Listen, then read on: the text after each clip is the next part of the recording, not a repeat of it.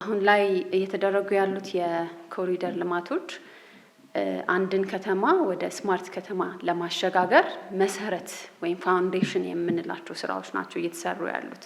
ለምሳሌ የመንገድ መስፋቶች የትራፊክ መጨናነቅን እንዲቀንስ፣ የፔዴስትሪያን ወይም የእግረኛ ዎክዌይ መኖራቸው፣ ነዳጅ ከሚጠቀሙ መኪናዎች በዘለለ ነዳጅ አልባ የሆኑ እንደ ኤሌክትሪክ እንደ ሳይክሎች እንዲጠቀሙበት የሳይክል ሌን መሰራቱ፣ እንዲሁም ደግሞ እግረኞች በእግራቸው እንዲንቀሳቀሱ የተሳለጠ የተገናኘ ኢንተግሬትድ የሆነ መንገዶች መዘርጋታቸው አንዱ አካል ነው ማለት ነው።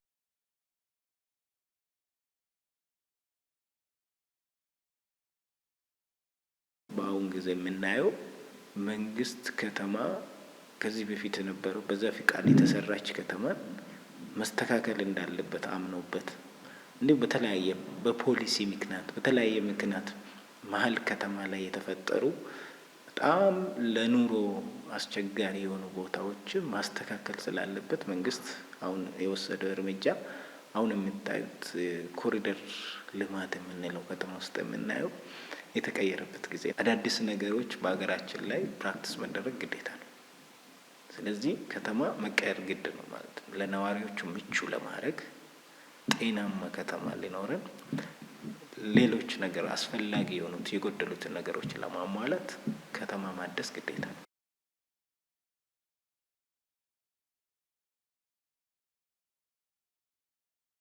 በተለይም ደግሞ ከትምህርት ተቋማት ደግሞ ብቁ የሆነ ባለሙያን ማፍራት። አሁን ስማርት ሲቲ ስማርት ከተማ እንላለን።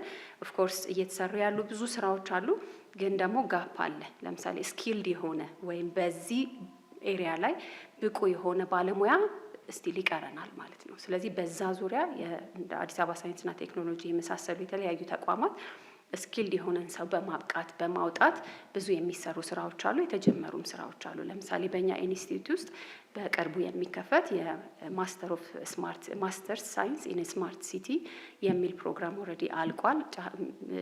ሊከፈት ትንሽ ፕሮሰስ ነው የቀረው።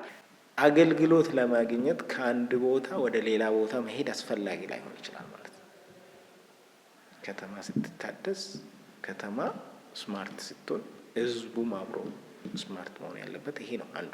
ዲጂታል ሲስተሙ ወደ ህዝቡ መሄድ አለበት፣ ህዝቡም ወደ ዲጂታል ሲስተሙ መሄድ አለበት ማለት ነው። ከተማ ስታደስ የጥቅሙ ትልቁ ጥቅሙ ይሄ ነው። የከተማ ማተደስ ላይ አዲስ አበባ ላይ የተሰራ አንዱ ትልቁ ደግሞ ይሄኛው